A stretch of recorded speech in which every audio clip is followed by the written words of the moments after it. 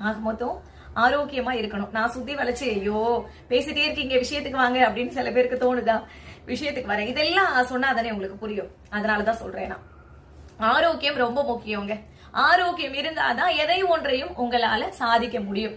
நான் ஆரோக்கியம் அப்படின்றது இளமையா வச்சுக்கிறது, சீக்கிரம் வயசாயிடக்கூடாது அந்த மாதிரியான டாபிக் நான் பேசல. இளமையா இருந்தாலும் முதுமையா இருந்தாலும் நம்ம நம்மள ஒருத்தவங்களை சார்ந்து நம்ம இருக்கக்கூடாது. நம்ம உயிரோடு இருக்கக்கூடிய காலம் வரைக்கும், நம்ம உயிர் போற வரைக்கும் இன்னொருத்தவங்களுடைய ஹெல்ப் இருந்தாதான் நம்மளால எந்திரிக்க முடியும், நடக்க முடியும், உட்கார முடியும், சாப்பிட முடியும், நம்ம தேவைகளை நம்ம நிறைவேற்றிக்க முடியும் அப்படின்னு இருக்கக்கூடாது.